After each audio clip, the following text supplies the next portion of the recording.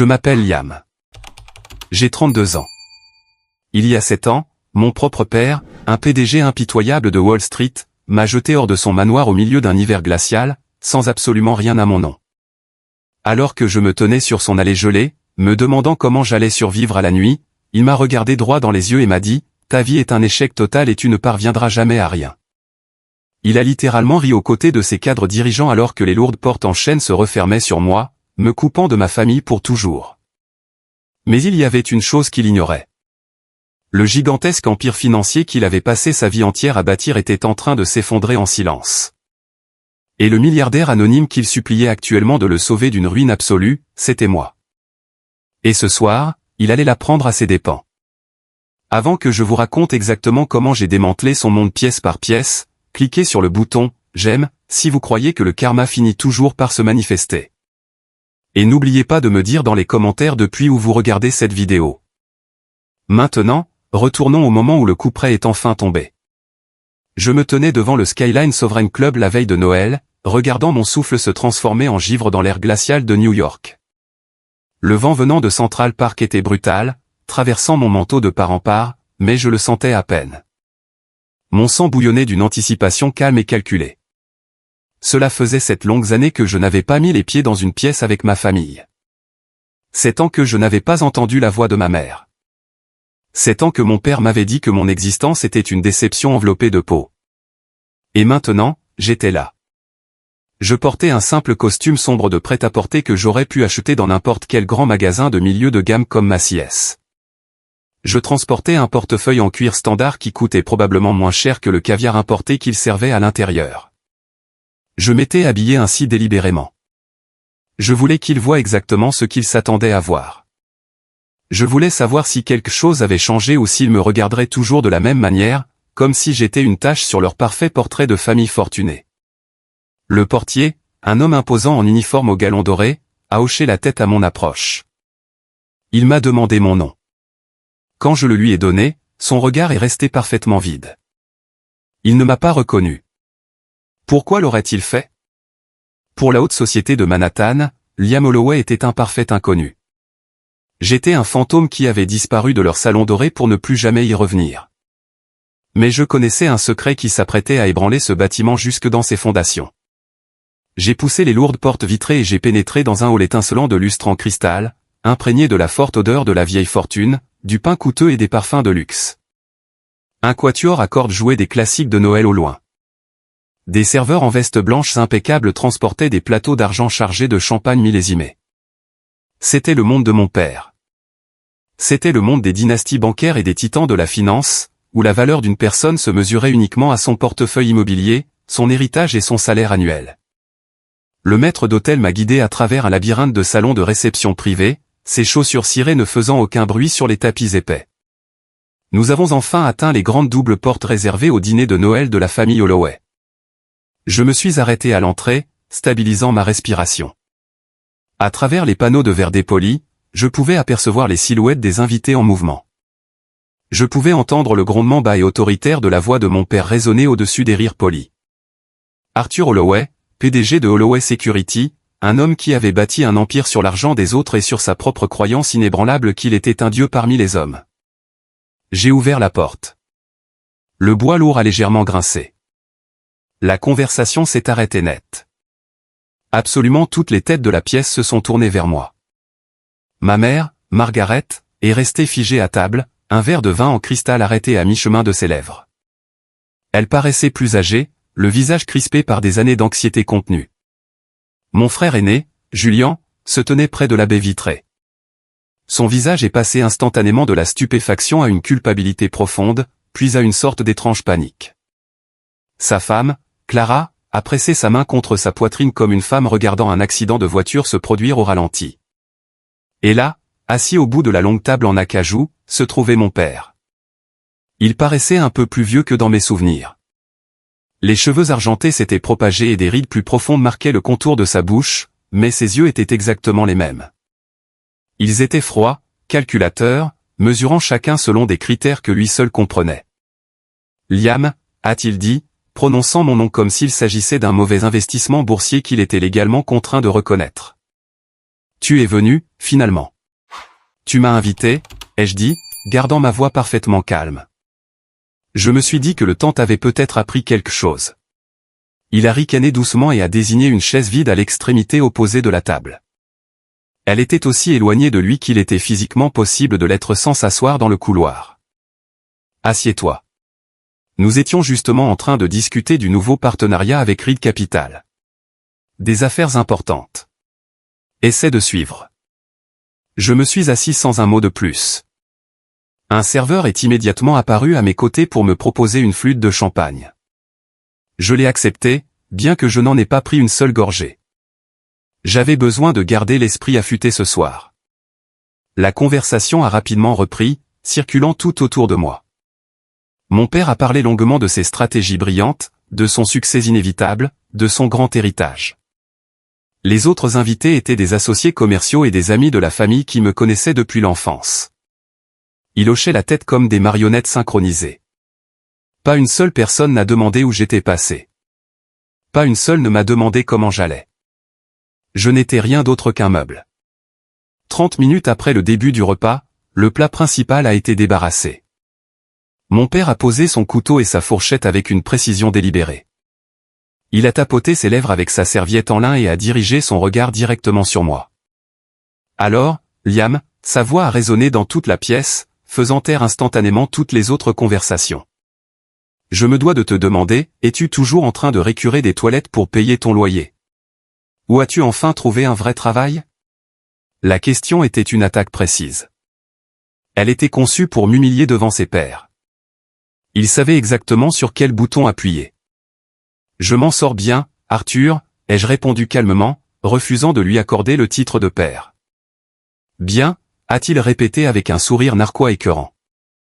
Bien, c'est ce que disent les gens médiocres quand ils n'ont absolument rien à montrer pour eux-mêmes. Il a jeté un coup d'œil autour de la table, s'assurant que son public était bien attentif. Sais-tu ce que je valais à ton âge, Liam? J'avais déjà gagné mes 10 premiers millions. Je siégeais dans 3 conseils d'administration. Je bâtissais un héritage pour cette famille. Que as-tu à montrer pour tes 32 ans de vie? Un appartement en location, quelque chose dans un quartier sale, une voiture d'occasion qui démarre à peine le matin. J'ai senti la chaleur familière monter dans ma poitrine, la vieille colère, la honte lourde et étouffante. Pendant une fraction de seconde, j'avais de nouveau 24 ans, debout dans son bureau pendant qu'il détruisait ma dignité. Mais je n'avais plus 24 ans. J'étais armé. J'ai assez, ai-je dit clairement. Mon père a ri bruyamment. C'était un rire laid et grinçant qui a résonné sous le haut plafond. Assez. Écoutez-le, tout le monde. Il a assez. Sais-tu quelle est la différence entre les gens qui ont assez et ceux qui dirigent le monde? La hargne. La volonté d'écraser tout ce qui se dresse sur leur chemin. Tu ne l'as jamais eu. Tu es faible. Arthur, s'il te plaît, la voix de ma mère n'était qu'un murmure à l'autre bout de la table. Ce n'est peut-être pas le moment. Non, Margaret. C'est exactement le moment, a-t-il rétorqué, me fixant d'un regard froid, semblable à celui d'un requin. Je t'ai invité ici ce soir parce que je voulais te donner une dernière chance de regarder cette pièce, de regarder ton portefeuille vide, et d'admettre que j'avais raison. Tu aurais dû rejoindre l'entreprise. Tu aurais dû apprendre à rester à ta place sous les ordres de ton frère. Au lieu de cela, tu as jeté ton héritage pour un rêve ridicule de mathématiques et d'ordinateur. La table était plongée dans un silence de mort. Je pouvais sentir le poids de leur jugement. Je pouvais sentir leur satisfaction tranquille à regarder Arthur Holloway remettre son chien errant de fils à sa place. J'ai posé ma serviette. J'ai croisé le regard de mon père. Je n'ai pas scié. J'ai simplement souri. C'était un tout petit sourire. Mais j'ai vu une lueur d'incertitude authentique traverser son visage. Il s'attendait à ce que je m'effondre. Il s'attendait à des excuses. Il n'avait aucune idée que le partenaire bancaire qu'il cherchait désespérément à impressionner, Richard Vance, était assis à 3 places de là, parfaitement conscient de qui j'étais. Il ne savait pas que le fonds de trading algorithmique massif auquel il mendiait actuellement une bouée de sauvetage était le mien. J'ai levé mon verre. Le piège était tendu. Mais pour comprendre la beauté de cette exécution, il faut comprendre l'enfer dont j'ai dû m'extirper pour en arriver là. Je pensais que le pire était passé quand j'avais quitté la maison. Je me trompais tellement. J'ai grandi dans une demeure qui ressemblait à un musée et qui s'apparentait à une prison de haute sécurité. Le domaine Holloway s'étendait sur 12 arpents soigneusement entretenus à Greenwich, dans le Connecticut. Il comptait 23 pièces, un personnel nombreux et suffisamment de meubles anciens pour financer un petit pays. De l'extérieur, en regardant à travers les grilles en fer forgé, c'était le sommet absolu du rêve américain. À l'intérieur, c'était un désert affectif où l'affection était traitée comme une faiblesse. Mes plus anciens souvenirs sont faits de silences écrasantes. Ma mère, Margaret, se déplaçait dans cette immense maison comme un fantôme élégant. Elle passait ses journées à organiser des galas de bienfaisance et à assister à des réunions d'associations de propriétaires pour les ultra-riches. Elle ne levait jamais la voix. Elle ne se plaignait jamais. Elle existait en marge de la vie de mon père, reconnaissante pour les moindres miettes d'attention qu'il lui jetait. Elle avait troqué sa voix contre la sécurité financière bien avant ma naissance. Elle avait ses cartes de crédit, ses vêtements de créateur et sa réputation impeccable. Elle était terrifiée à l'idée de tout perdre. Mon frère aîné, Julian, était l'enfant prodige. Dès l'instant précis où Julian a poussé son premier soupir, mon père l'a revendiqué. Julian était l'héritier. Julian porterait le nom de famille. Julian deviendrait tout ce qu'Arthur Holloway exigeait. Et moi, j'étais la pièce de rechange. J'étais le plan de secours dont on n'avait jamais besoin. Le favoritisme n'était pas dissimulé. Il était utilisé comme une arme quotidienne. Je me souviens du 16e anniversaire de mon frère comme si c'était hier. Je suis sorti par la porte d'entrée pour aller à l'école et, garé dans l'allée circulaire, se trouvait une Porsche 911 flambant neuve. Elle était élégante, argentée, avec un énorme ruban rouge noué sur le toit. Mon père a organisé une immense fête avec traiteur ce week-end-là. Il a invité la moitié de Wall Street pour célébrer son fils parfait. Il y avait un groupe de jazz sur la pelouse. Il y avait des sculptures de glace. Quand j'ai eu 16 ans, 2 ans plus tard, mon père a complètement oublié. Il n'y a pas eu de fête. Il n'y a pas eu de voiture. Il s'est envolé pour Londres pour un voyage d'affaires et n'a même pas téléphoné. La seule personne qui s'en est souvenu était Thomas, notre vieux majordome. Thomas m'a glissé en douce une part de gâteau au chocolat de la cuisine dans ma chambre après minuit. Ma mère m'a remis une carte le lendemain matin avant de partir pour le country club. Il y avait un billet de $100 à l'intérieur. Elle a détourné le regard, trop honteuse pour seulement me parler. J'ai appris à survivre en devenant invisible. Je restais dans ma chambre et me plongeais dans les mathématiques. J'étais fasciné par les modèles, par la logique cachée qui régit tout, des systèmes météorologiques au marché boursier. Tandis que Julian passait ses étés en stage chez Holloway Security, préparé pour la grandeur et serrant la main de sénateur, on me disait de rester hors de vue lors des réunions de famille. Ma présence était un inconvénient pour le parfait récit de mon père. Le point de rupture absolue s'est produit par un mardi froid de mars, peu après mon 24e anniversaire. Je venais de terminer mon master en mathématiques computationnelles à Stanford. J'avais obtenu mon diplôme avec les honneurs. Ma thèse sur la modélisation prédictive des marchés était en cours de publication dans 3 revues universitaires majeures. Pour la première fois de ma vie entière, je pensais avoir construit quelque chose d'incontestablement impressionnant. Quelque chose que même Arthur Holloway ne pourrait pas ignorer ou balayer d'un revers de main. J'ai pris un vol pour Greenwich parce que ma mère m'avait appelé. Elle m'avait dit que mon père voulait discuter de mon avenir. Elle avait présenté la chose comme s'il était enfin prêt à m'accueillir à sa table comme un égal. Je suis entré la tête haute dans son grand bureau lambrissé de chêne. Julian était assis dans un fauteuil en cuir moelleux. Nathaniel, le bras droit ricanant de mon père, était adossé nonchalamment à la bibliothèque. Ma mère était assise nerveusement sur un canapé près de la fenêtre, serrant son sac à main. Personne ne s'est levé pour m'accueillir. J'ai une proposition, a commencé mon père.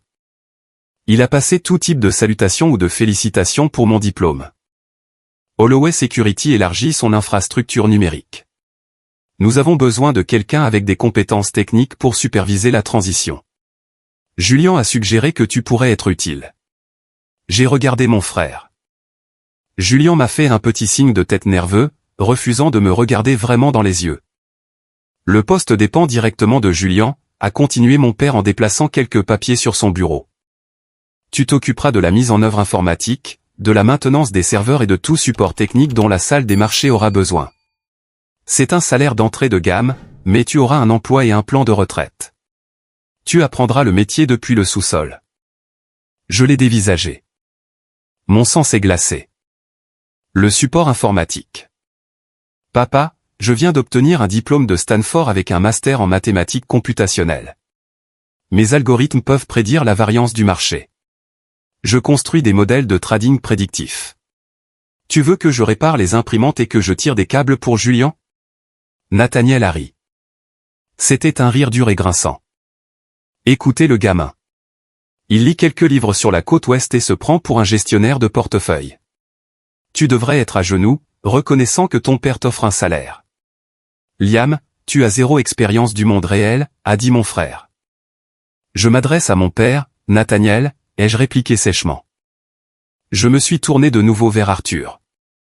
J'ai des offres d'emploi de 2 grands fonds spéculatifs à Manhattan. Ils veulent mes modèles prédictifs. Si je viens travailler ici, je veux créer une division quantitative. Je veux faire tourner mes propres algorithmes. La température dans la pièce est descendue sous le point de congélation.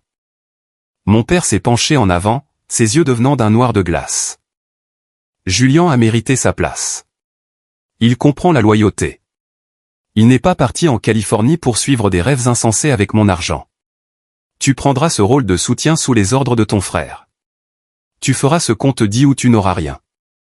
Julian a à peine réussi ses cours de commerce de premier cycle, ai-je dit, les années de rage contenue débordant enfin.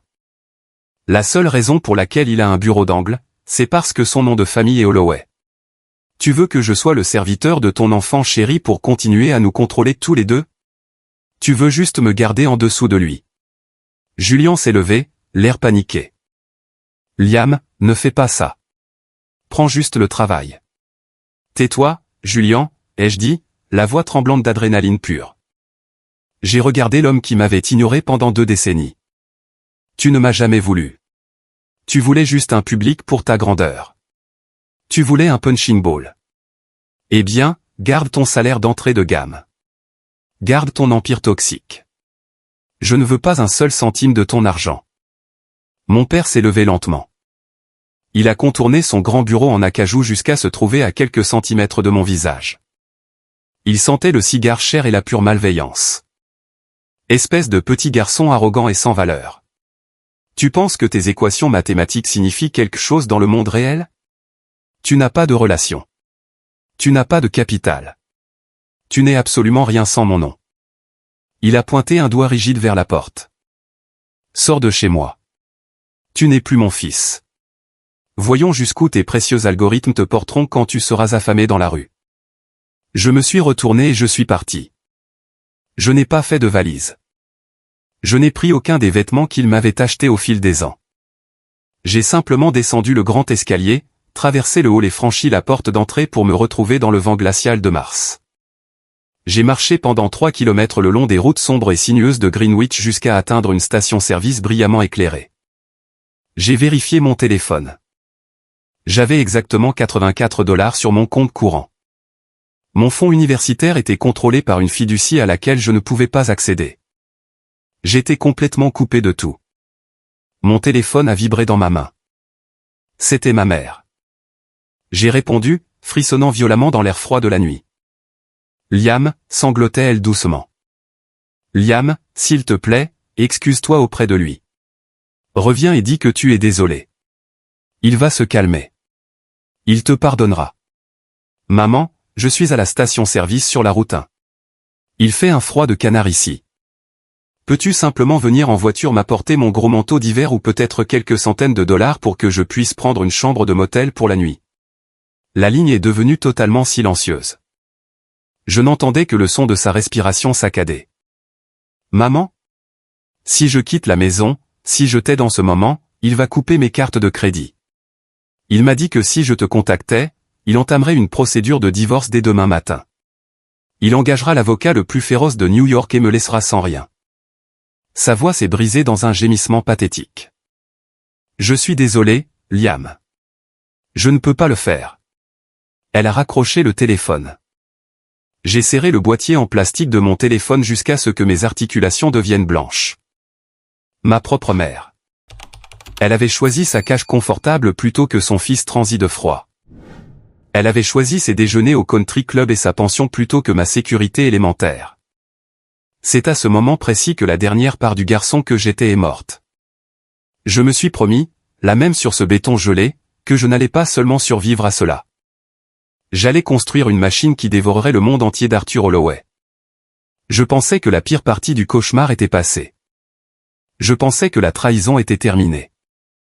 Je me trompais tellement. La première année loin de Greenwich a été un enfer d'un genre particulier. J'ai déménagé à New York et me suis installé sur un canapé défoncé et taché dans un appartement exigu de Brooklyn. Je partageais une unique salle de bain avec 3 autres gars qui travaillaient dans la construction et la vente au détail. Je payais ma maigre part du loyer en effectuant le service éprouvant du matin dans un restaurant miteux et gras de Midtown Manhattan. Chaque matin à 5 heures, je versais du café brûlé bon marché à des banquiers d'affaires arrogants qui gagnaient plus d'argent en une matinée que je n'en verrais en 5 ans. Je rentrais chez moi tous les jours en sentant le vieux gras, le bacon et l'épuisement pur. La nuit, je cumulais un second emploi de concierge dans un hôtel boutique haut de gamme près de Central Park. Je récurais les toilettes utilisées par l'élite. Je passais l'aspirateur sur les tapis. Je changeais les draps lourds tachés de choses que je ne veux même pas décrire. J'avalais ma fierté chaque jour parce que j'avais une mission. Je n'ai jamais cessé de travailler sur mes algorithmes. J'utilisais un ordinateur portable d'occasion qui surchauffait toutes les 30 minutes. Je m'asseyais à une petite table pliante dans la cuisine de notre appartement partagé et je troquais le sommeil contre du code. Je construisais un modèle financier prédictif qui intégrait l'analyse des sentiments, les indicateurs macroéconomiques et les flux d'actualité en temps réel. C'était des mathématiques très complexes et magnifiques. Une nuit, à l'hôtel, tout a basculé. J'étais en train de vider les poubelles dans une suite d'affaires de luxe quand j'ai vu une épaisse pile de documents laissés négligemment sur le bureau en acajou. C'était un document de recherche hautement complexe sur la modélisation de la variance dans le trading algorithmique. J'y ai jeté un coup d'œil avec l'intention de le jeter, mais les équations ont attiré mon attention. Les mathématiques étaient fondamentalement erronées. Je pouvais voir l'erreur dans l'équation centrale instantanément. Sans réfléchir, j'ai sorti un stylo de ma poche et j'ai corrigé la formule directement sur le bureau. J'ai écrit une note rapide dans la marge expliquant exactement pourquoi leur modèle échouerait de manière désastreuse lors d'un krach boursier à haute volatilité. La nuit suivante, l'homme qui louait la suite m'attendait. Il s'appelait Victor. C'était un data scientist brillant et excentrique qui conseillait de grands fonds technologiques et des startups. Il m'a regardé, un gamin en uniforme de concierge bleu tenant un sac poubelle en plastique, et a exigé que je lui explique les mathématiques que j'avais écrites. C'est ce que j'ai fait. Je l'ai guidé à travers toute la séquence prédictive. 10 minutes plus tard, Victor m'a proposé un emploi d'analyste de données junior dans son cabinet. Le salaire était bas, à peine suffisant pour couvrir mon loyer de Brooklyn, mais l'accès aux données brutes du marché en temps réel était exactement ce dont j'avais besoin. J'ai commencé à tester mes propres modèles prédictifs en utilisant les serveurs de Victor pendant la nuit. Les résultats étaient d'une précision terrifiante.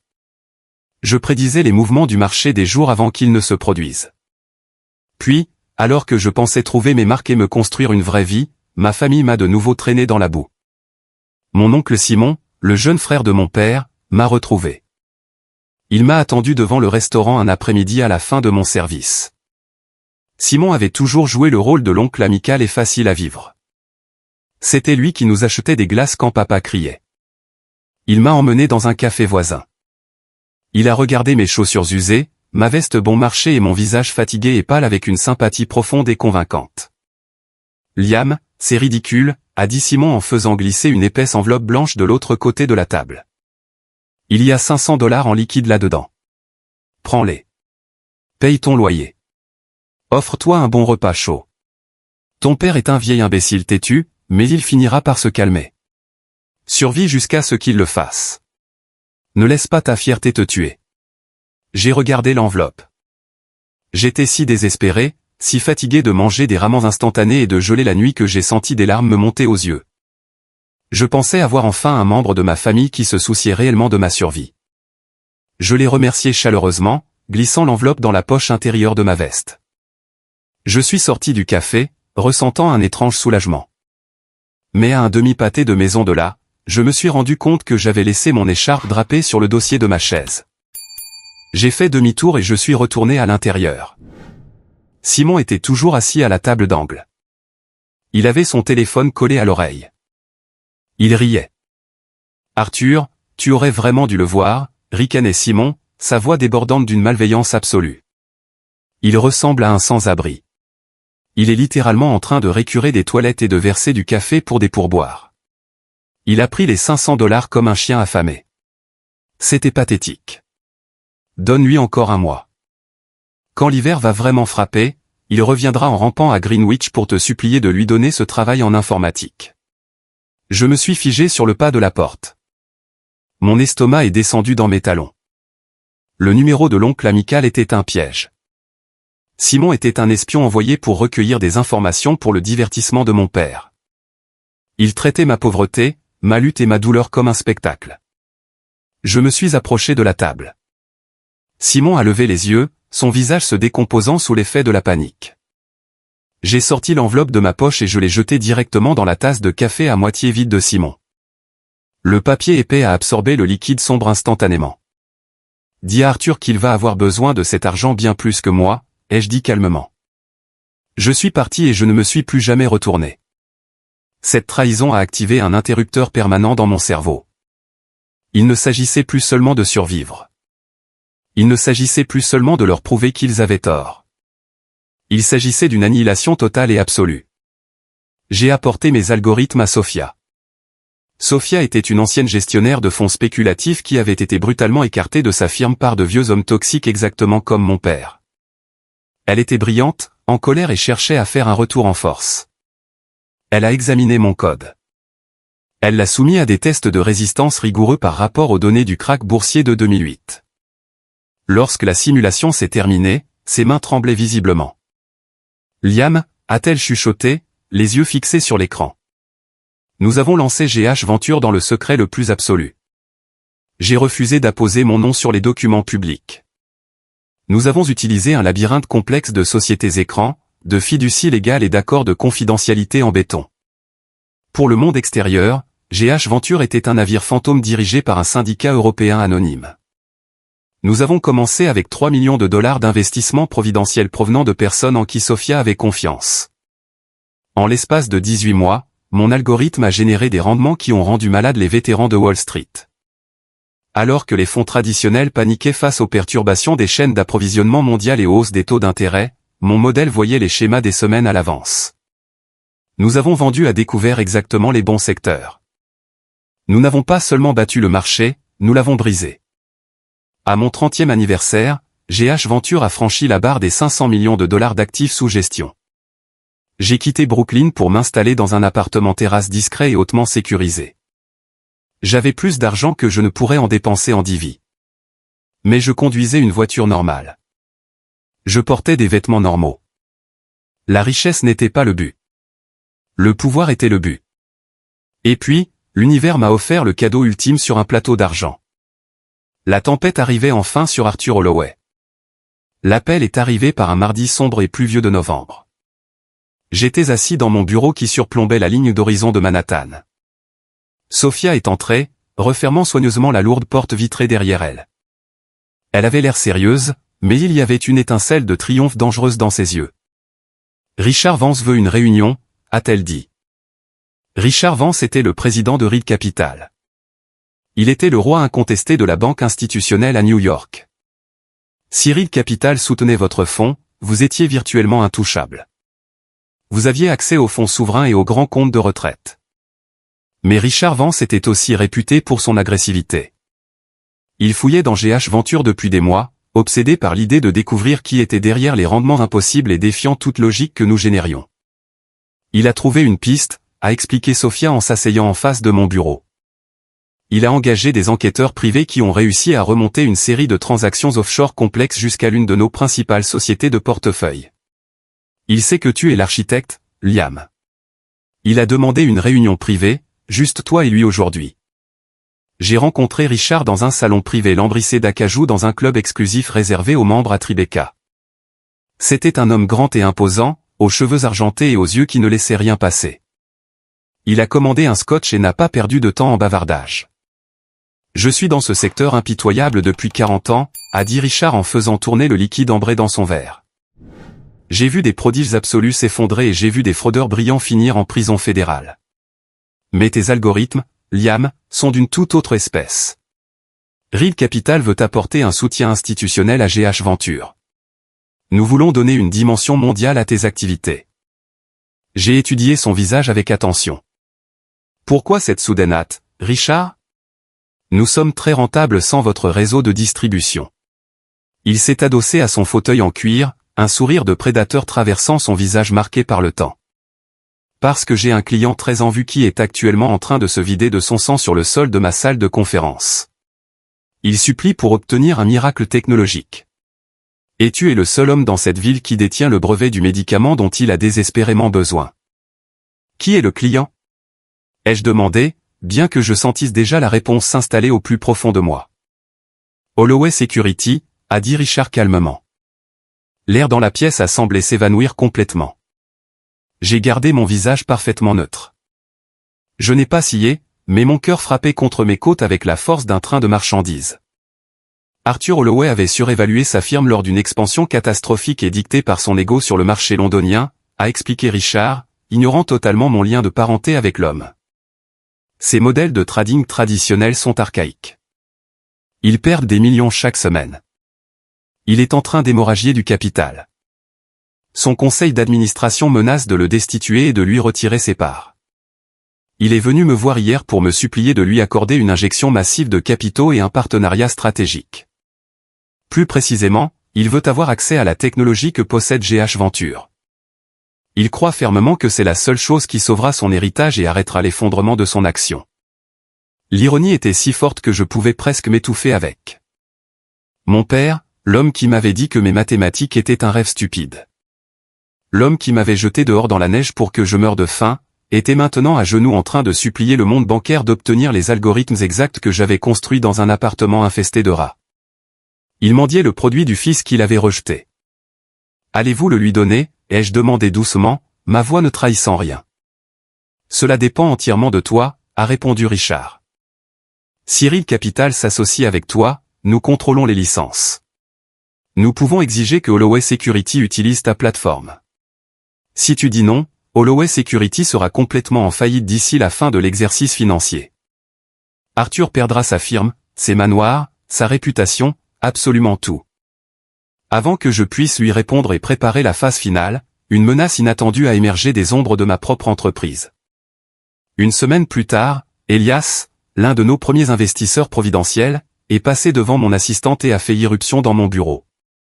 Elias était un homme cupide, constamment en sueur, qui venait de perdre des millions dans une terrible transaction immobilière commerciale. Il a jeté un dossier Kraft sur mon bureau.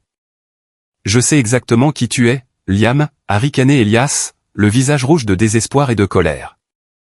J'ai engagé un type pour faire des recherches sur ton passé. Tu es le fils banni d'Arthur Holloway. Celui qu'il a publiquement renié il y a 7 ans.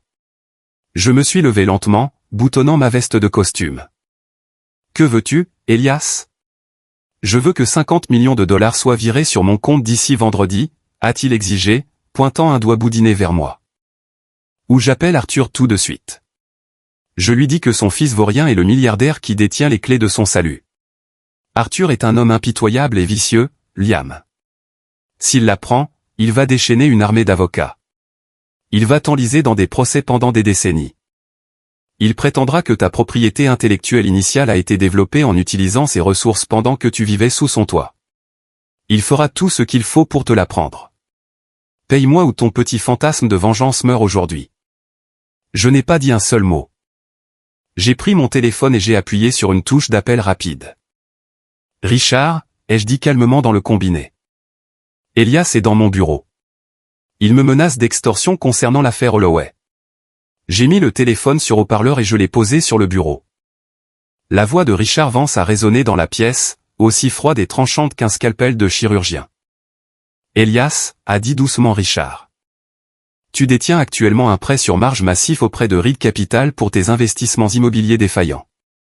Si tu prononces un seul mot sur l'identité de Liam à qui que ce soit, je réclame le remboursement de ton prêt dans exactement 60 secondes. Je vais saisir tes propriétés, geler tes comptes bancaires et t'enterrer sous des poursuites si agressives que tes petits-enfants paieront encore les frais de justice. Tu seras totalement ruiné. Est-ce que tu me comprends? Elias est devenu complètement livide. Les couleurs ont quitté son visage comme s'il avait vu un fantôme. Il a reculé de mon bureau, les mains tremblant violemment. Il s'est retourné et s'est pratiquement enfui du bureau sans dire un mot de plus. J'ai repris le téléphone. Merci, Richard. Tout le plaisir est pour moi, a répondu Richard. Alors, à propos d'Arthur Holloway. Quel est le plan? Je me suis approché de la baie vitrée de mon appartement terrasse.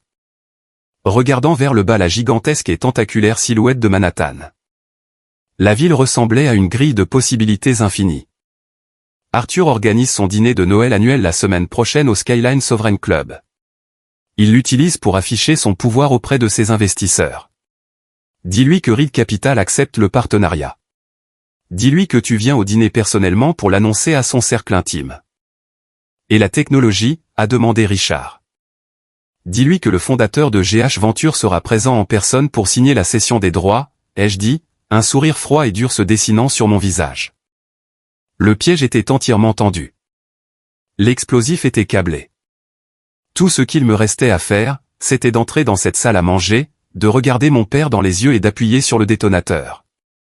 L'atmosphère à l'intérieur de la salle à manger privée du Skyline Sovereign Club était lourde de l'odeur de canard rôti, de truffes coûteuses et de l'arrogance absolue de l'élite de Wall Street. J'étais assis à l'extrémité de l'incroyablement longue table en acajou, complètement ignoré par les personnes qui partageaient mon ADN, et je regardais mon père orchestrer sa grande et désespérée illusion. Ce n'était pas un simple dîner de Noël. C'était une représentation théâtrale soigneusement mise en scène pour lui sauver la vie. Arthur Holloway utilisait cette réunion de fête pour projeter une image d'invincibilité financière absolue auprès de ses investisseurs les plus critiques, de ses membres du conseil d'administration nerveux et de ses amis sycophantes. Il avait désespérément besoin qu'ils croient que Holloway Security était plus forte que jamais. Il masquait totalement la réalité, sa firme était en train de se vider de son sang suite à des investissements immobiliers commerciaux catastrophiques et à une stratégie d'expansion internationale profondément défaillante. J'ai pris une lente gorgée de mon eau pétillante, mes yeux suivant chaque mouvement dans la vaste pièce. Le serveur a débarrassé nos assiettes avec une efficacité silencieuse et rodée. Le murmure étouffé de gens riches discutant de leur portefeuille d'investissement massif, de leurs prochaines vacances d'hiver à Aspen et de leurs dernières acquisitions de luxe remplissait l'espace. Personne ne parlait de la menace massive de faillite qui planait. Personne ne mentionnait les poursuites imminentes des actionnaires en colère qui voyaient leurs dividendes s'évanouir. Ils étaient entièrement captivés par l'illusion qu'Arthur avait méticuleusement construite au cours des 3 dernières décennies. Mon frère aîné, Julian, était assis à 3 places de mon père. Julian ressemblait à un homme debout au bord d'une falaise abrupte. Il buvait son scotch beaucoup trop vite. Sa femme, Clara, était assise à côté de lui, la posture totalement rigide.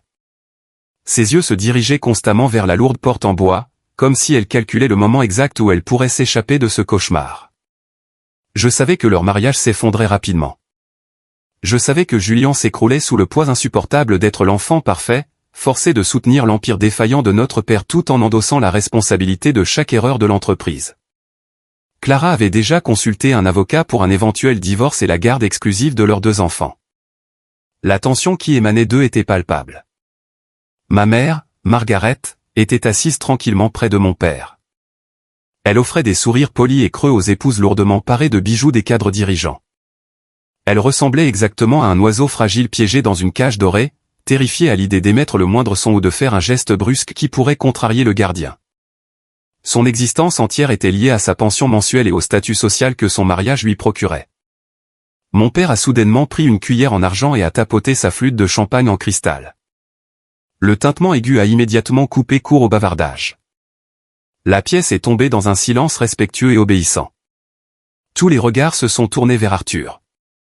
Il s'est levé lentement, boutonnant sa veste de costume italien sur mesure. Il projetait l'image parfaite d'un capitaine intrépide barrant un immense navire insubmersible. Famille, amis et précieux partenaires, a commencé Arthur. Sa voix est descendue dans ce ton de baryton autoritaire et familier qu'il utilisait pour conclure des contrats de plusieurs millions de dollars et intimider ses rivaux. Je tiens à vous remercier chaleureusement d'être venu ce soir. Noël est un moment de réflexion. C'est le moment d'apprécier l'incroyable héritage que nous avons bâti ensemble. Et plus important encore, c'est le moment de regarder vers l'horizon. Comme beaucoup d'entre vous le savent, le marché a été très imprévisible cette année. Nous avons navigué dans des eaux incroyablement turbulentes. Nous avons vu certains de nos concurrents plier sous la pression. Nous avons vu des hommes plus faibles paniquer. Il s'est arrêté, offrant un rire confiant et dédaigneux. Les cadres autour de la table ont ri à l'unisson, désireux de plaire au patron. Mais Holloway Security ne panique pas, a poursuivi Arthur, posant ses mains lourdement sur le bois poli de la table. Nous nous adaptons. Nous conquérons. Je suis incroyablement fier de vous annoncer ce soir que nous entrons dans une nouvelle ère de domination. Nous avons passé ces derniers mois à négocier discrètement un partenariat stratégique monumental. D'ici la fin de cette semaine, Holloway Security s'associera officiellement avec Reed Capital. Un murmure de surprise s'est propagé dans la pièce. Plusieurs personnes ont applaudi poliment. S'associer avec Reed Capital était le Graal absolu de la haute finance à New York. C'était la validation ultime. Arthur s'est délecté de leur admiration, la poitrine gonflée de fierté. Il se nourrissait de leur approbation comme un homme affamé. Grâce à l'immense soutien institutionnel de Reed Capital, nous acquérons les droits de licence exclusifs de la technologie de trading algorithmique la plus avancée et la plus révolutionnaire de la planète, s'est vanté Arthur, les yeux brillants d'une cupidité non dissimulée. Cette technologie hautement protégée va automatiser entièrement notre division quantitative. Elle prédira la variance du marché avec une précision sans précédent. Elle va rendre nos concurrents totalement obsolètes. L'avenir de cette firme est assuré pour les générations à venir. Mon héritage nous survivra à tous. Il a levé son verre bien haut. Toute la pièce l'a imité, élevant ses flûtes en cristal. À l'héritage, au pouvoir suprême, à l'avenir absolu. Ils ont bu. Je suis resté assis là, à le regarder. J'ai regardé un homme construire un magnifique et imposant château à partir de rien. Complètement inconscient du fait que je tenais l'allumette qui allait le réduire en cendres. Alors que les applaudissements s'atténuaient et que les convives se rasseyaient, les yeux d'Arthur ont balayé la longueur de la table. Ils se sont fixés directement sur moi. La chaleur a disparu de son visage instantanément, remplacé par ce ricanement froid et familier. Il surfait sur son ego surdimensionné. Et comme un drogué, il avait besoin d'une nouvelle dose rapide. Il avait besoin d'affirmer sa domination absolue devant ses pairs. Il avait besoin d'un punching ball pour prouver sa supériorité. Et j'étais là, le fils prodigue assis tranquillement au bout de la table dans un costume bon marché. Bien sûr, a dit Arthur, sa voix portant une nuance moqueuse et dangereuse qui a rendu la pièce inconfortablement silencieuse. Tout le monde ne comprend pas ce qu'il faut pour bâtir un héritage durable. Tout le monde n'a pas le tempérament ou l'intelligence nécessaire pour un tel niveau de succès extrême. Les cadres ont bougé nerveusement sur leur siège. Julien a fixé son verre de scotch vide, la mâchoire si serrée qu'on aurait dit qu'il allait se briser une dent. Ma mère a fermé les yeux une brève seconde, préparant son corps au choc inévitable. Arthur a marché lentement le long de la table vers moi. Regardez mon plus jeune fils, Liam. Je lui ai donné toutes les opportunités possibles. Il a grandi dans un manoir de plusieurs millions de dollars. Son fonds universitaire était entièrement approvisionné. Je lui ai même offert un salaire garanti et un emploi hautement sécurisé dans ma firme. Je lui ai servi sa carrière sur un plateau d'argent. Mais Liam pensait qu'il était nettement plus intelligent que nous tous. Il pensait que ses petites équations mathématiques et ses jolis programmes informatiques allaient changer le monde sans avoir à fournir le travail acharné que les affaires exigent. Il s'est arrêté à quelques pas de ma chaise. Je lui ai dit il y a 7 ans que les rêves ne payaient pas l'hypothèque. Je lui ai dit que l'arrogance sans capital n'était que de la pure stupidité. Et que s'est-il passé exactement? Il est parti. Il a rejeté sa famille. Il a jeté un héritage massif par pure fierté stupide. Arthur a désigné mon costume de prêt-à-porter d'un geste large empreint d'un dégoût total. Et regardez-le maintenant, 32 ans, assis à la table des adultes, n'apportant absolument rien au monde. Dis-moi, Liam, quand tu sers le café à tes patrons ou quel que soit le travail ingrat que tu fais pour te payer cette veste bon marché, as-tu des regrets profonds pour tes choix insensés? Ne regrettes-tu pas parfois de ne pas avoir avalé ta fierté pour écouter ton père? J'ai levé les yeux vers lui. L'audace de son illusion était presque magnifique à observer. Il était si complètement aveuglé par son propre narcissisme qu'il ne sentait pas le grand prédateur debout juste derrière lui dans les hautes herbes. Je ne regrette aucun de mes choix, Arthur, ai-je dit. Ma voix était parfaitement calme et posée. Je n'ai pas haussé le ton. Je n'ai pas montré une once de la rage qui me consumait autrefois quand j'étais plus jeune. Chaque pas que j'ai fait après avoir quitté ta maison était absolument nécessaire. Cela m'a mené exactement là où je devais être. Arthur a laissé échapper un rire sec et condescendant qui a résonné bruyamment. Écoutez ça. La fierté obstinée et ridicule d'un raté complet. C'en est presque tragique. Vous voyez, messieurs, c'est ce qui arrive quand on refuse de respecter la hiérarchie naturelle des affaires. On se retrouve avec un portefeuille vide et la tête pleine d'une fierté totalement inutile. Il m'a tourné le dos, retournant vers le bout de la table comme un gladiateur romain victorieux, acceptant les acclamations de la foule. Précisément à cette seconde, les lourdes doubles portes en chêne de la salle à manger privée se sont ouvertes en grand. Le maître d'hôtel s'est rapidement écarté et Richard Vance est entré dans la pièce. Richard était flanqué de deux de ses principaux associés juridiques.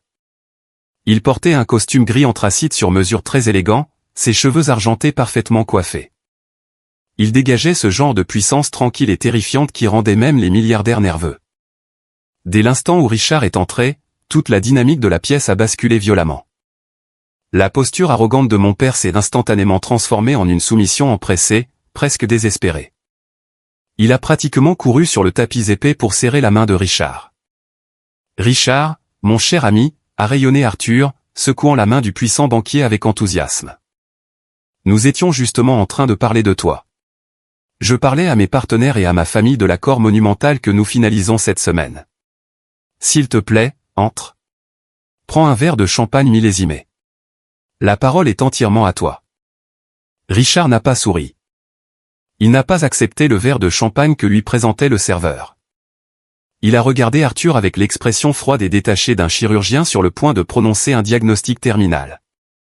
Arthur, a dit Richard, sa voix résonnant clairement dans la pièce silencieuse. Je m'excuse d'interrompre votre dîner de famille privée. Mais il y a eu une légère modification dans notre arrangement. Un développement assez significatif concernant l'acquisition de la technologie. Le sourire d'Arthur a faibli une fraction de seconde, mais il a rapidement repris contenance. Un développement ? Eh bien, quels que soient les ajustements dont les équipes juridiques ont besoin, je suis absolument sûr que nous pourrons régler cela en douceur demain matin. Nous sommes entièrement engagés dans ce partenariat, Richard. Nous avons besoin de cet algorithme pour aller de l'avant.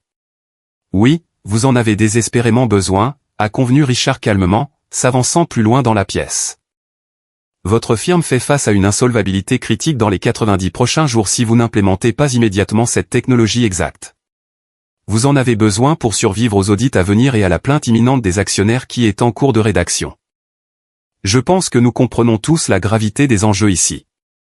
Un murmure de stupeur a parcouru la pièce. Les cadres de haut niveau assis autour de la table se sont regardés avec une panique évidente. Arthur leur avait menti droit dans les yeux. Il avait complètement dissimulé la détresse financière massive de l'entreprise. Maintenant, le président très respecté de Reed Capital exposait sa faillite imminente devant tout le monde. Le visage d'Arthur a pris une teinte grisâtre de malade. Richard, s'il te plaît, je t'en prie. C'est un événement familial privé. Nous pouvons discuter des détails opérationnels et financiers au bureau demain. Ce n'est pas un détail opérationnel, Arthur, l'a interrompu Richard. Sa voix s'est durcie comme de l'acier. C'est une question de propriété légale. Vois-tu, Reed Capital ne possède pas l'algorithme que tu cherches si désespérément à acquérir. Nous représentons simplement le fonds qu'il a construit. Nous représentons GH Venture. Oui, je sais, a dit rapidement Arthur, sa voix montant dans les aigus alors qu'il tentait désespérément de reprendre le contrôle du récit. Et j'ai un respect immense et profond pour le fondateur de GH Venture. Qui qu'il soit, cet homme est un génie mathématique absolu. Ses modèles prédictifs sont sans faille. Je suis entièrement disposé à payer la prime qu'il demandera pour obtenir la licence du logiciel. Dis-moi simplement son prix. Dis-moi ce qu'il veut. Richard Vance a enfin souri. Ce n'était pas un sourire bienveillant. Le fondateur de GH Venture ne veut pas de ton argent, Arthur. Il possède déjà nettement plus d'argent que ce que vaut actuellement l'ensemble de ta firme. Et il ne s'agit pas d'un syndicat européen anonyme. L'architecte de l'algorithme, le propriétaire légal exclusif de la propriété intellectuelle que tu quémandes actuellement, est assis ici même dans cette pièce. Arthur s'est figé complètement, ses yeux parcourant frénétiquement la table, regardant ses amis fortunés, ses cadres confus, cherchant activement un milliardaire caché parmi eux. Richard Vance a lentement levé la main et a pointé son doigt directement vers l'autre bout de la longue table en acajou. Il a pointé son doigt droit sur moi. Arthur Holloway, permets-moi de te présenter formellement le milliardaire fondateur de GH Venture, a dit Richard, sa voix résonnant avec une finalité écrasante. Ton fils Liam. Le silence qui s'est immédiatement abattu sur la vaste salle à manger n'était pas simplement calme. C'était un vide lourd et étouffant. C'était le genre de silence exact qui se produit juste après l'explosion d'une bombe, dans cette fraction de seconde avant que les débris ne retombent sur le sol. Absolument toutes les personnes présentes autour de cette longue table en acajou ont cessé de respirer, les serveurs hautement qualifiés debout près des murs restant figés comme des statues de marbre. Mon père est resté totalement paralysé au milieu de la pièce. Les couleurs ont quitté son visage si rapidement qu'il ressemblait à un cadavre fraîchement embaumé. Sa mâchoire s'est affaissée. Il a regardé Richard Vance, puis il a tourné lentement, mécaniquement, la tête pour me regarder tout au bout de la table. Ses yeux étaient grands ouverts, emplis d'un mélange explosif de choc profond, d'incrédulité totale et de la prise de conscience terrifiante que toute sa réalité était en train de s'effondrer autour de lui. Non, a chuchoté Arthur. Le mot a à peine franchi ses lèvres sèches. Non, c'est une blague. C'est mathématiquement impossible. Richard, c'est une sorte de plaisanterie élaborée et de mauvais goût. Liam n'est rien. Il n'a absolument aucun capital. Il n'a aucune relation dans ce milieu. Il travaille dans un restaurant à verser du café. Il travaillait dans un restaurant il y a 7 ans, Arthur, l'a corrigé Richard, son ton d'un professionnalisme brutal et totalement dénué de sympathie. Il a utilisé cette période difficile pour construire un modèle financier prédictif qui gère actuellement plus d'1 milliard de dollars d'actifs mondiaux. J'ai personnellement examiné les documents légaux, les brevets, les sociétés écrans et les états financiers audités. Liam Holloway est le seul architecte et actionnaire majoritaire de GH Venture. C'est l'homme qui détient les clés absolues de ta survie. Je me suis levé de ma chaise au bout de la table. J'ai boutonné la veste de mon costume sombre bon marché avec une précision lente et délibérée. Je n'ai pas précipité le moment. J'avais attendu 7 ans, 3 mois et 14 jours pour cette confrontation exacte. Je voulais sentir chaque seconde s'imprimer dans sa mémoire. J'ai marché lentement le long de la table. Les cadres qui riaient de moi et me prenaient en pitié il y a à peine 10 minutes se reculaient maintenant fermement dans leur siège moelleux. Ils me regardaient avec un mélange puissant de respect profond et de terreur absolue. Je n'étais plus le chien errant de la famille Holloway. J'étais le bourreau qui tenait la hache. Je me suis arrêté directement devant mon père. Il tremblait réellement. Le grand Arthur Holloway, le titan redouté de Wall Street qui dirigeait sa famille et ses employés d'une main de fer, tremblait physiquement dans ses chaussures italiennes coûteuses. Tu m'as dit que mes mathématiques étaient totalement inutiles, ai-je dit, ma voix basse coupant le silence de mort de la pièce comme une lame de rasoir. Tu m'as dit que j'étais incroyablement arrogant. Tu m'as dit que je serais affamé dans la rue sans ton nom de famille pour me protéger. Arthur a ouvert la bouche pour parler, mais aucun son n'est sorti. Il s'est contenté de me fixer, ses yeux bougeant frénétiquement, cherchant désespérément une issue au piège massif qui venait de se refermer sur son cou. Ma mère a laissé échapper un sanglot étouffé depuis sa chaise. Elle a pressé fermement ses 2 mains sur sa bouche, les larmes coulant rapidement sur son visage. Elle me fixait comme si elle voyait un fantôme revenir à la vie. Julien est resté figé près de la baie vitrée, les yeux écarquillés, la bouche légèrement entr'ouverte de stupéfaction. Liam a finalement réussi à articuler Arthur, sa voix incroyablement enrouée, dépouillée de son assurance habituelle. Il a avalé sa salive avec difficulté et a tenté de forcer un sourire chaleureux sur son visage. C'était l'expression la plus pathétique et la plus grotesque que j'ai jamais vue sur un visage humain. Liam, mon garçon, mon fils. J'ai toujours su que tu avais un potentiel incroyable. Je t'ai poussé fort parce que je savais que tu en avais besoin pour survivre dans ce monde impitoyable. C'était de l'amour vache. Je voulais que tu me prouves que j'avais tort. Je voulais que tu te battes. Le narcissisme stupéfiant de cet homme était à couper le souffle. Même maintenant, complètement acculé avec son empire financier s'effondrant activement autour de lui, il tentait de s'attribuer le mérite de mon immense succès. Il essayait de réécrire l'histoire devant un public en direct. J'ai laissé échapper un rire froid et extrêmement tranchant. De l'amour vache? C'est comme ça qu'on appelle ça maintenant? Est-ce de l'amour vache de laisser délibérément son fils gelé dans la rue avec 80 $ sur son compte courant? Est-ce de l'amour vache d'envoyer l'oncle Simon m'espionner activement pendant que je récurais les toilettes d'un hôtel à 2 heures du matin juste pour pouvoir rire de ma pauvreté extrême autour de ton café du matin? L'oncle Simon, qui était assis vers le milieu de la table en essayant de se faire aussi petit que possible, s'est soudainement figé. Plusieurs cadres se sont tournés vers lui avec un dégoût visible. Tu ne m'as pas poussé à réussir, Arthur, ai-je dit, faisant un pas de plus vers lui, le forçant à me regarder droit dans les yeux. Tu as activement essayé de me briser. Tu voulais que j'échoue de manière spectaculaire pour pouvoir pointer mon cadavre du doigt et dire « Regardez ce qui arrive quand on désobéit au roi ». Tu voulais que je revienne en rampant à Greenwich pour supplier qu'on me donne un travail à réparer des imprimantes pour Julien afin de me posséder complètement pour toujours. Je me suis détourné légèrement de lui pour regarder les membres du conseil d'administration et les cadres supérieurs assis à la table. Ils étaient suspendus à chacun de mes mots. Mon père vous a menti à tous ce soir, ai-je déclaré clairement. Il vous a dit que ce partenariat avec Reed Capital était une victoire stratégique massive. Ce n'en est pas une. C'est un sauvetage désespéré de dernière minute. Holloway Security fait face à une insolvabilité totale. Il fait face à un audit imminent de la SEC.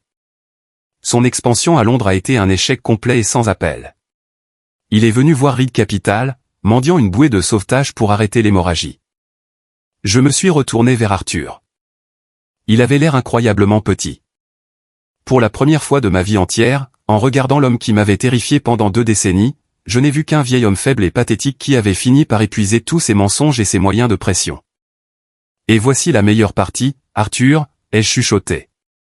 Je me suis penché pour que seul lui et Richard puissent m'entendre clairement, bien que la pièce soit assez silencieuse pour que mes paroles résonnent sous les lustres en cristal. Je possède la technologie. Je contrôle entièrement les accords de licence, ce qui signifie que c'est moi qui décide si Holloway Security vit ou meurt ce soir.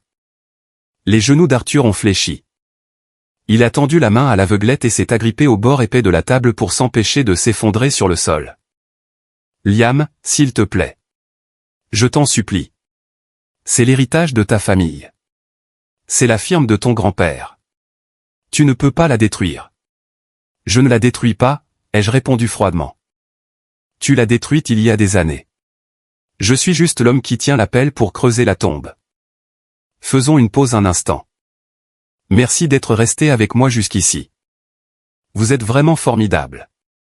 S'il vous plaît, aidez-moi en aimant la vidéo et en écrivant le chiffre 1 en commentaire ci-dessous pour que je sache que vous avez partagé cette expérience avec moi jusqu'à ce point.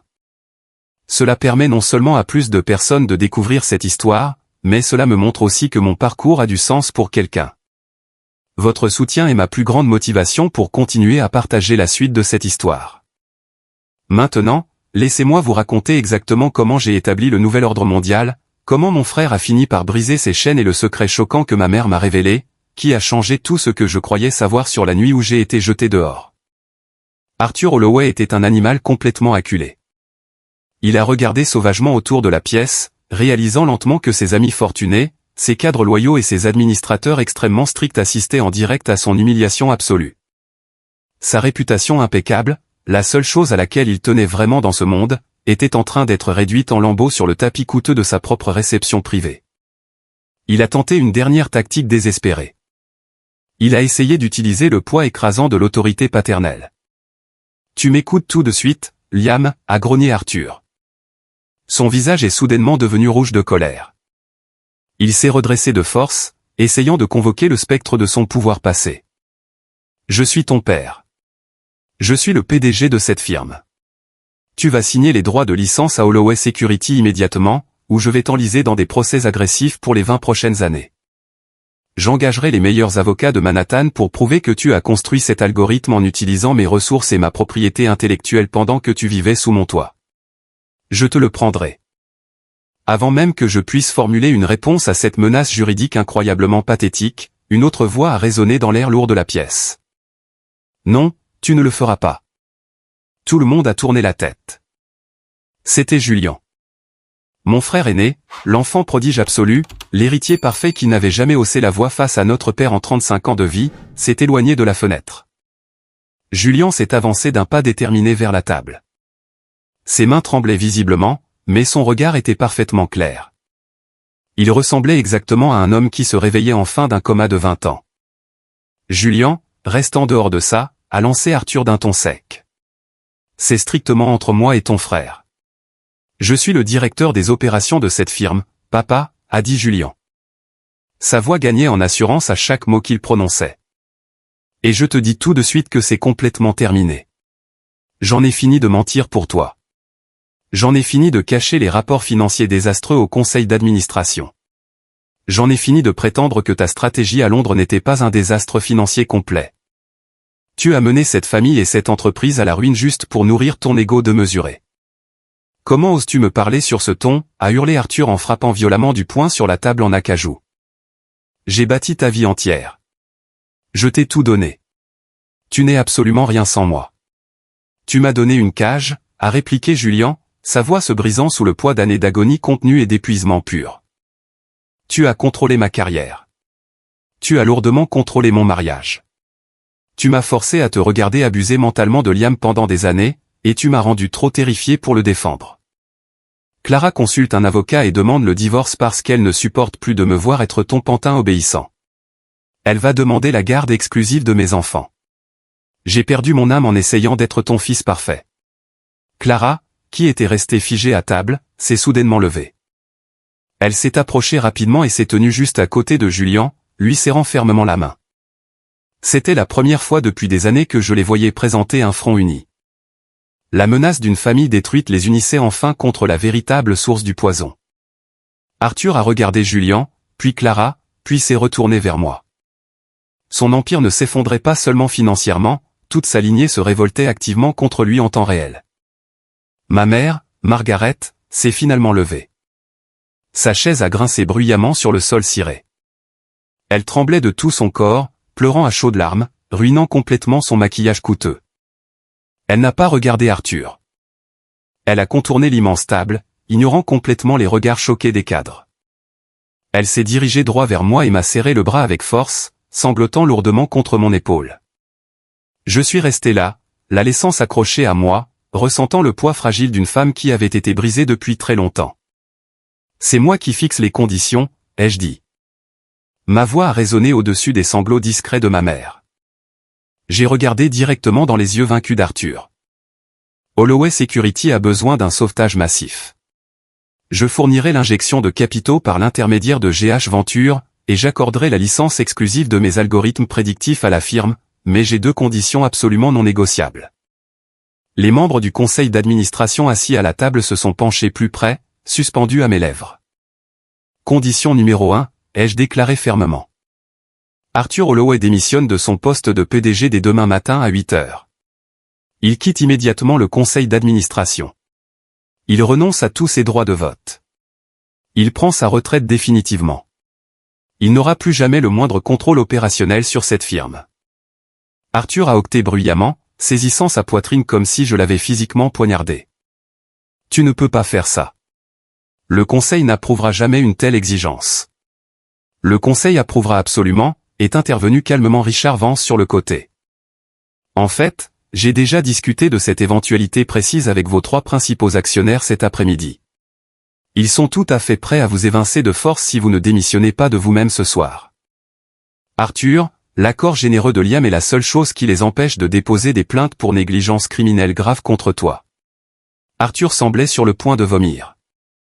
Condition numéro 2, ai-je poursuivi, tournant mon regard vers mon frère.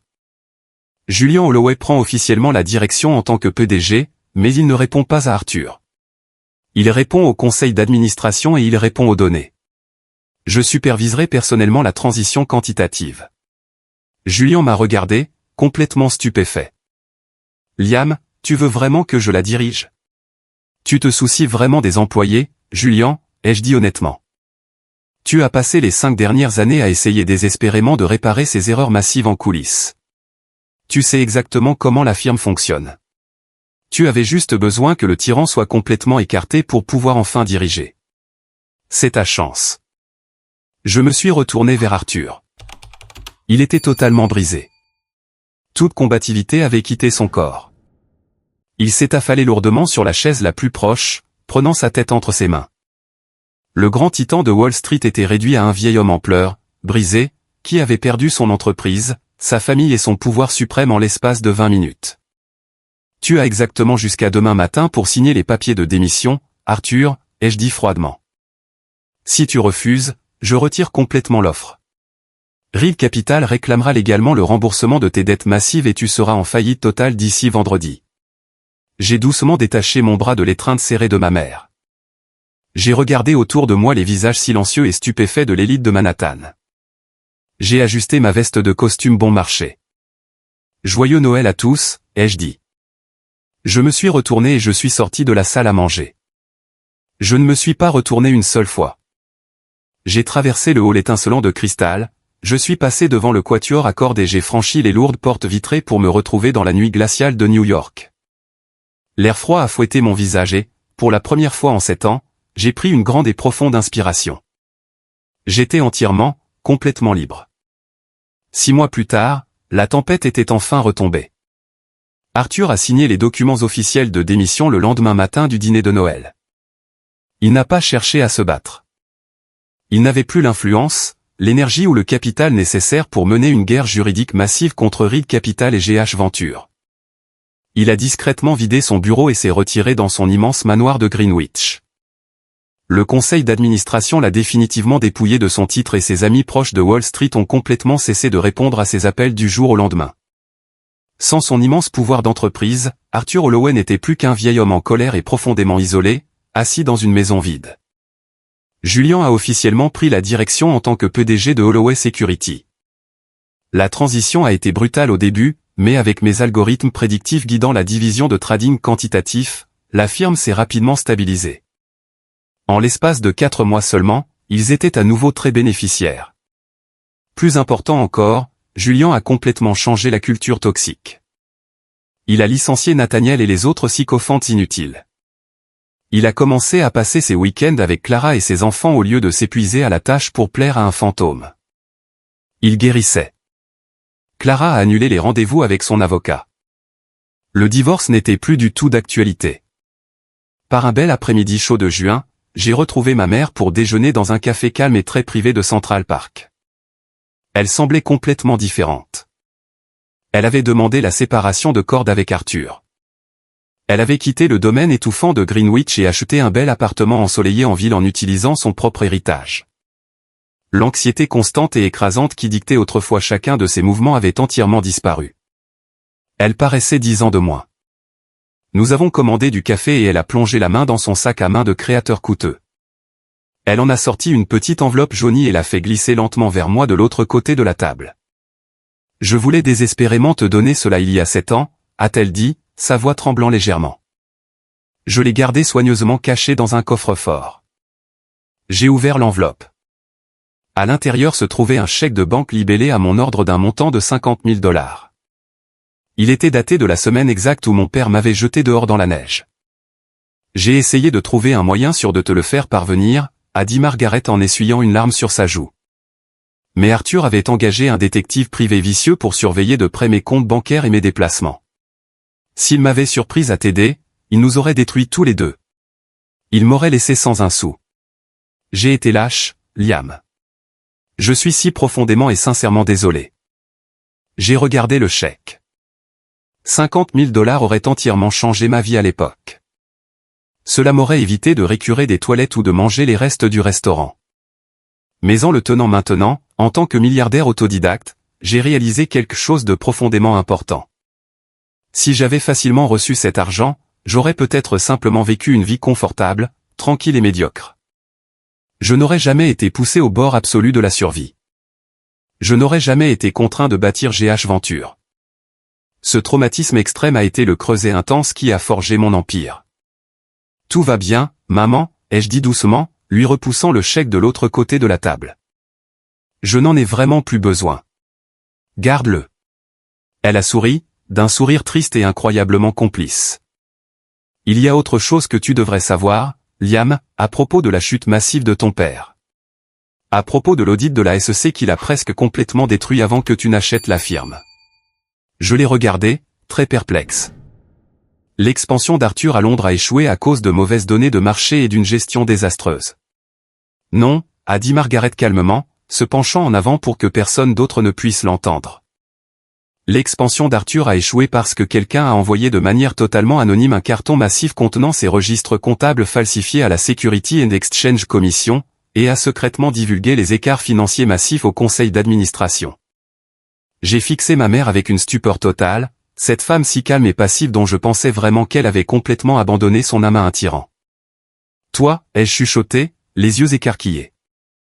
Elle a pris une lente gorgée de son thé, ses yeux brillants d'un acier soudain, féroce et protecteur que je ne lui avais jamais vu auparavant. Il a jeté mon plus jeune fils dehors dans la neige glacée. Il pensait que j'étais incroyablement stupide. Il pensait que je ne prêtais pas attention aux documents hautement confidentiels qu'il laissait négligemment sur son bureau à la maison. Je n'ai pas pu te protéger cette nuit-là, Liam. Je n'en avais pas la force. Mais j'ai passé les 7 dernières années à copier discrètement chaque transaction illégale qu'il faisait. J'ai patiemment attendu pour appuyer sur la détente le moment exact où j'avais assez de preuves matérielles pour m'assurer que le conseil se retournerait instantanément contre lui. Un grand frisson m'a parcouru l'échine. La trahison ultime et écrasante qui avait mis Arthur Holloway à genoux ne venait pas seulement de moi. Elle venait directement de la femme qu'il pensait posséder complètement. Nous avions activement détruit son empire des deux côtés. Je suis sorti du café cet après-midi-là, ressentant un sentiment profond et permanent de soulagement. Je suis retourné à mon appartement terrasse et je me suis tenu devant les immenses baies vitrées, contemplant la magnifique et sprawling ville de New York. Pendant cette longue année, la pure vengeance avait été le seul carburant de mon moteur. Cela m'avait tenu chaud quand je gelais littéralement.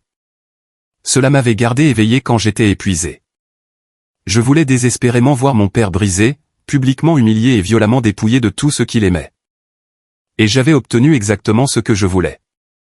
Mais en restant là à regarder le magnifique coucher de soleil se refléter sur les tours de verre, j'ai réalisé la vérité profonde sur la vengeance. Détruire Arthur Holloway n'avait pas magiquement guéri mon traumatisme profond. C'était extrêmement satisfaisant, oui, mais cela n'avait pas comblé le vide dans ma poitrine. Ce qui m'avait réellement guéri, c'était le processus difficile de construire ma propre valeur à partir de rien. Ce qui m'avait guéri, c'était de sauver mon frère aîné d'un cycle hautement toxique. Ce qui m'avait guéri, c'était de voir ma mère trouver enfin son incroyable courage. La véritable vengeance ne consiste pas à détruire activement les personnes qui vous ont profondément blessé. Il s'agit de les dépasser si complètement que leurs opinions, leur pouvoir et leur simple existence n'ont plus aucun impact sur votre réalité quotidienne. Je n'avais pas seulement pris l'entreprise de mon père. J'avais repris ma vie entière et absolument personne ne pourra plus jamais me la prendre. Avez-vous déjà été confronté à une situation similaire avec votre propre famille? Avez-vous déjà dû couper définitivement les ponts avec des parents profondément toxiques pour protéger votre propre santé mentale, ou avez-vous trouvé un immense succès alors que tout le monde vous répétait que vous alliez échouer? Partagez votre histoire personnelle dans les commentaires ci-dessous. Je lis activement chacun d'entre eux et nous construisons ensemble une solide communauté de survivants ici. Et n'oubliez pas d'aimer et de vous abonner pour ne pas manquer notre prochain parcours. D'ici là, restez forts, bâtissez votre propre empire et ne laissez jamais personne déterminer votre véritable valeur.